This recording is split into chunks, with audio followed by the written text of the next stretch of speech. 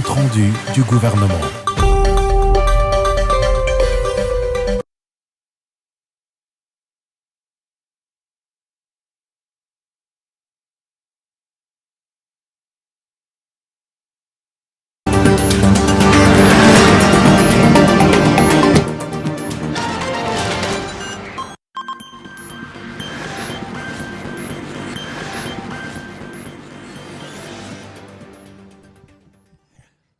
Compte rendu de la 73e réunion du Conseil de ministres,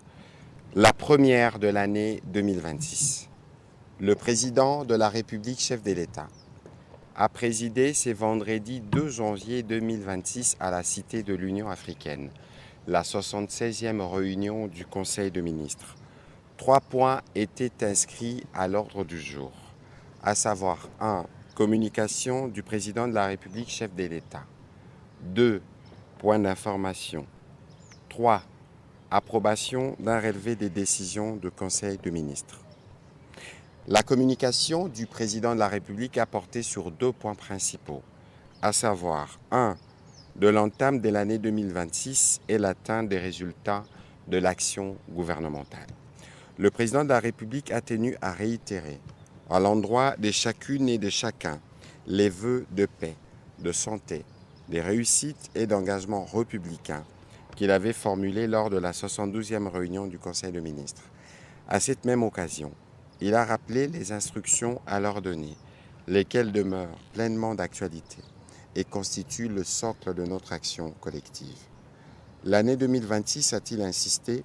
doit impérativement être celle de la consolidation de l'action publique et du passage résolu de l'intention à l'impact concret et mesurable au bénéfice direct de notre peuple. À cet effet, il a invité des acteurs gouvernementaux à faire preuve d'un sens élevé de responsabilité, des rigueurs et d'une véritable culture du résultat,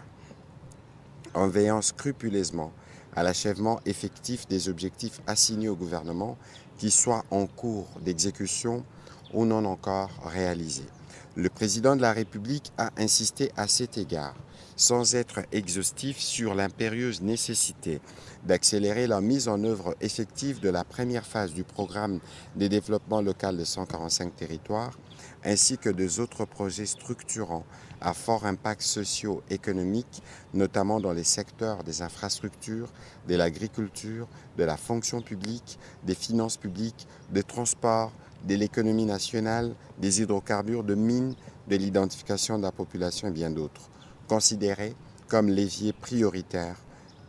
et de transformation économique et sociale. Ces projets constituent des engagements solennels de l'État envers le peuple congolais et doivent à ce titre être conduits avec célérité, transparence, efficacité et un sens élevé de l'intérêt général. Par ailleurs, le gouvernement est exhorté à renforcer la coordination interministérielle, à lever sans délai les goulots d'étranglement administratifs et financiers, à bannir tout égo individuel et à inscrire son action dans une logique permanente d'ensemble de redevabilité, tant vis-à-vis des institutions que des citoyens. Chaque membre du gouvernement est ainsi tenu de produire, dans le strict respect des feuilles de route sectorielles qui lui sont assignées, des résultats concrets, mesurables et vérifiables, traduisant l'effectivité de l'action publique dans son domaine de compétences, tout en reconnaissant les défis persistants, notamment sur les plans sécuritaires et économiques. Le président de la République a exprimé sa conviction profonde que la République démocratique du Congo dispose des ressources humaines, institutionnelles et morales nécessaires pour les surmonter. Il a réaffirmé que l'année 2026 sera placée sous le signe de l'espérance partagée, de l'action concrète et d'une transformation progressive mais irréversible de notre pays. Chaque membre du gouvernement est donc appelé à agir avec loyauté, pragmatisme, patriotisme et sens du devoir afin que les engagements de la République se traduisent en résultats tangibles au bénéfice du peuple congolais. À cette fin, la Première ministre a été chargée de piloter de manière coordonnée la production des résultats attendus et de mettre en place un mécanisme de monitoring institutionnel interinstitutionnel associant les membres du gouvernement des secteurs clés concernés ainsi que son cabinet en vue d'assurer un suivi rigoureux, la capitalisation des avancées et la consolidation durable des acquis. Le deuxième point de la communication du président de la République a porté sur la nécessité d'une concertation préalable dans la communication étatique. Le président de la République a tenu à rappeler avec gravité que la parole publique engage l'État dans ce qu'il a de plus essentiel, sa crédibilité, son autorité morale, sa capacité à rassembler la nation et à préserver durablement la cohésion nationale.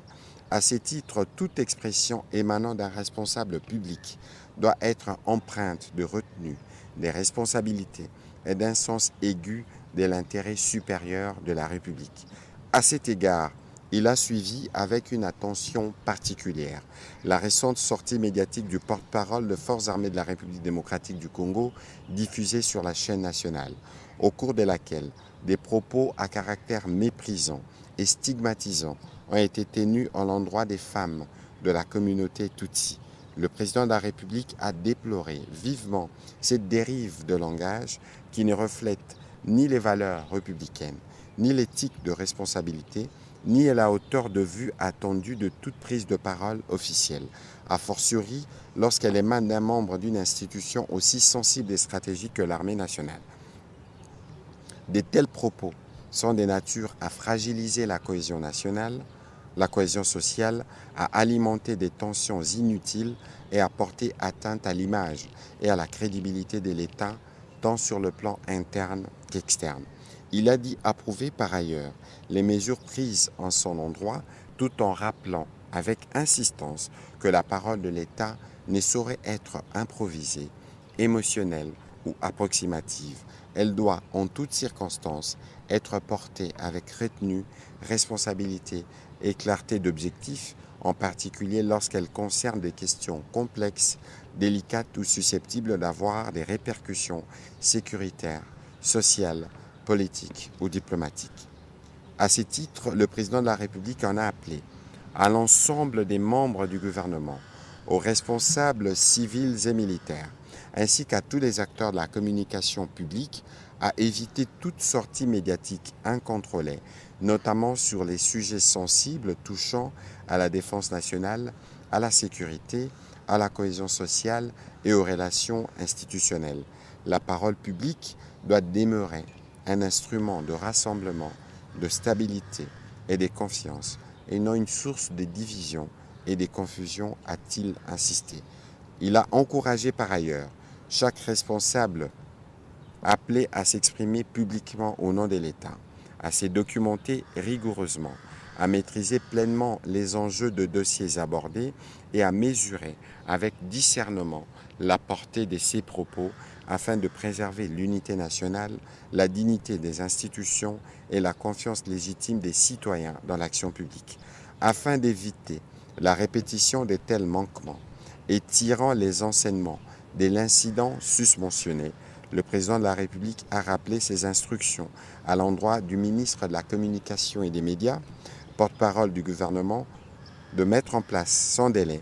un mécanisme formel de concertation préalable. Celui-ci associera son conseil spécial en matière de communication, les services de communication de la primature, de l'état-major général de forces armées, ainsi que ceux de la police nationale congolaise pour toute sortie médiatique diffusée sur la chaîne nationale ou tout autre média, dès lors qu'elle porte sur des questions délicates engageant directement l'État. Dans la suite de la communication du président de la République, la première ministre chef du gouvernement a fait le point de la réunion stratégique du comité de pilotage des zones économiques spéciales qu'elle a présidé le 30 décembre 2025 sur le site même de la zone économique spéciale pilote de Kinshasa à Maluku. Les travaux ont porté sur l'état d'avancement des zones économiques spéciales, notamment celles de Maluku, de Kinmalebo, Maluku-Kinmalebo, Kishwishi, Musompo, Musienene et la Green Special Economic Zone de Guaka, Bujala en Sud-Ubangi. En droite ligne avec les engagements du gouvernement axée sur les résultats, l'évaluation des avancées et l'identification des contraintes affectant la mise en œuvre du régime des zones économiques spéciales. Des progrès ont été relevés en termes d'implantation d'unités de production, en dépit des difficultés liées à la fiscalité, à l'accès à l'énergie, aux fonciers, aux infrastructures et au financement. À ce titre, les décrets portant mise en place du guichet unique des S, récemment signés, devra être accompagné des mesures d'application, des manuels de procédure et des guides pratiques pour faciliter la participation des investisseurs. Les conclusions des travaux ont recommandé la rationalisation du régime fiscal et douanier, la mobilisation des mécanismes innovants de financement, l'étude d'un fonds d'investissement dédié aux S, l'ouverture du capital à des nouveaux aménageurs et le renforcement de la coordination intersectorielle. En conséquence, elle a demandé au vice-premier ministre, ministre du Budget, ainsi qu'au ministre des Finances, en collaboration avec le ministre de l'Industrie et l'Agence des zones économiques spéciales, de s'approprier pleinement les dispositifs des S et d'examiner les besoins de financement, notamment dans les cas de loi des finances rectificatives en mars 2026. Au deuxième chapitre du Conseil des ministres de ce jour, relatif au point d'information, État et administration du territoire, le vice-premier ministre, ministre de l'Intérieur, a présenté au Conseil le rapport sur l'État et l'administration du territoire national.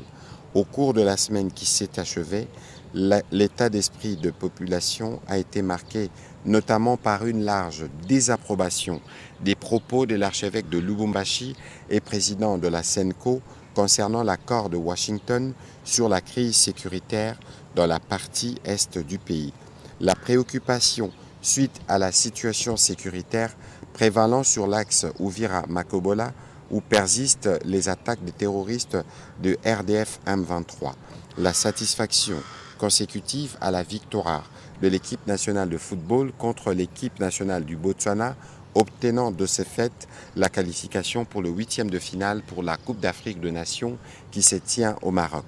Au plan politique, la situation des institutions provinciales a été relativement calme dans les provinces en dehors des cas de déstabilisation observés et documentés dans les provinces du Olomami, du Sud-Ubangi, du Congo central et du Maniema. Par ailleurs, le gouverneur de la province de la Chopo, destitué depuis le mois d'octobre dernier, a été réhabilité par la Cour constitutionnelle. Au chapitre du banditisme et de la criminalité, le vice-premier ministre, ministre de l'Intérieur, a informé le Conseil du renforcement de la couverture sécuritaire à Kinshasa et dans les autres provinces à travers l'intensification de l'opération Ndobo, se traduisant par de patrouilles mixtes PNC-FARDC afin de répondre efficacement à la récurrente hausse de la criminalité en fin d'année. C'est aussi dans cet esprit qu'il a présidé une réunion interministérielle avec tous les services concernés pour passer en revue la situation dans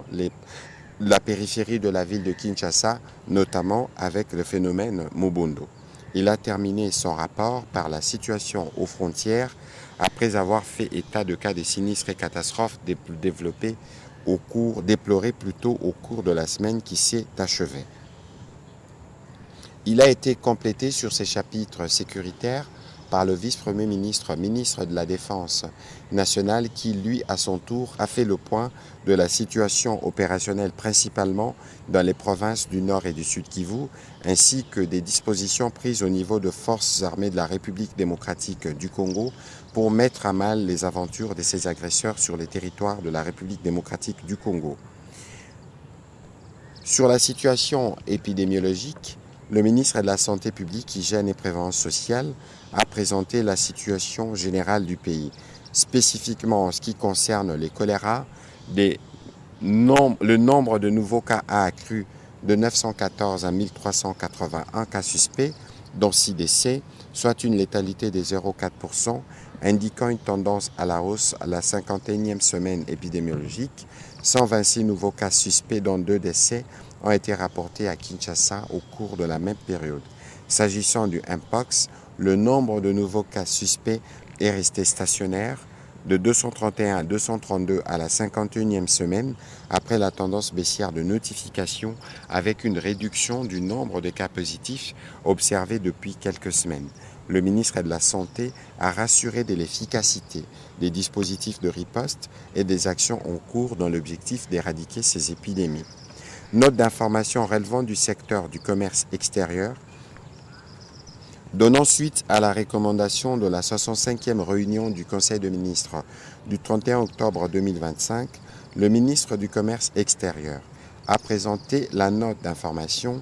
qui renseigne du lancement effectif de l'opérationnalisation du guichet unique intégral du commerce extérieur dans toutes ses trois phases, pré-dédouanement, dédouanement et post-dédouanement, alignant ainsi la République démocratique du Congo aux standards de l'Organisation mondiale du commerce en ce qui concerne le commerce international. En effet, la note circulaire interministérielle a été rendue publique le 17 décembre 2025, rendant obligatoire la transmission électronique des documents réglementaires et commerciaux liés à l'importation et à l'exportation des marchandises dans notre pays. Elle contient 5 instructions majeures dans le calendrier de mise en œuvre progressif de la transmission électronique de l'alias documentaire et agenda de vulgarisation par la DGDA et Ségus. En signe d'appropriation de cette réforme, la Première ministre a présidé la cérémonie de lancement de cette transmission électronique de l'alias documentaire, marquant ainsi l'effectivité du guichet unique intégral du commerce extérieur dans toutes ses phases. Le ministre du Commerce extérieur a encouragé les membres du gouvernement concernés par cette réforme à veiller à ce que leurs administrations respectives parviennent à dématérialiser à travers le guichet unique intégral du commerce extérieur les documents requis à l'import, export, transit. Le Conseil a pris acte de cette note d'information. Note d'information relevant du secteur de l'environnement, la ministre de l'Environnement, Développement durable et nouvelle économie du climat a présenté au Conseil une note d'information à 2 volets. Le premier volet concernait les transferts des technologies, signature et installation du centre de démonstration de la technologie et de l'industrie de Junkao en République démocratique du Congo. Il s'agit d'une science interdisciplinaire utilisant des graminées spéciales comme substrat pour cultiver les champignons comestibles et médicinaux. Elle permet également de produire des aliments pour animaux, des engrais organiques, de l'énergie biomasse, des matériaux biologiques et contribue à la protection de l'environnement. Dans le cadre de la coopération sino-congolaise, nos experts du service national et de son ministère ont bénéficié de formations sur cette technologie. Un partenariat a été établi avec le Centre de recherche en technologie et industrie de Junkao de l'Université d'agriculture et foresterie de Fujian en collaboration avec des structures locales. Un fonds a été octroyé pour l'installation à Kinshasa d'un centre de démonstration de cette technologie sous réserve de la signature d'un partenariat officiel entre la Chine et notre pays. Pour y parvenir, il est nécessaire de mettre à disposition une concession d'environ 10 hectares pour accueillir le centre avec laboratoire et infrastructures modernes ainsi que faciliter les procédures consulaires et douanières. La ministre de l'Environnement, Développement durable et nouvelle économie du climat a recommandé au gouvernement de saisir officiellement le gouvernement chinois pour signer le partenariat d'État à État, de mandater une mission officielle pour conclure les accords avec le centre de recherche de Fafou et d'appuyer l'installation du centre de démonstration à Kinshasa avec extension progressive dans les 145 territoires. Sa deuxième note a porté sur l'évaluation et recommandations relatives au renouvellement du décret numéro 23/123 du 19 décembre 2023 portant suspension de la perception de la TVA et des droits des douanes sur les matières et biens issus du recyclage de déchets plastiques en faveur de Hockeyplast SARL. À la suite de cette évaluation qui vise à déterminer la pertinence et l'opportunité du renouvellement des dispositifs du texte sus-évoqué, la commission ad hoc mixte a rendu un avis technique favorable dont l'essentiel des analyses et conclusions évoquent la réduction de la pollution plastique et la création d'emplois. Que ce soit sur le premier volet de sa communication et sur les deuxièmes volets, le Conseil a recommandé la présentation de ces dossiers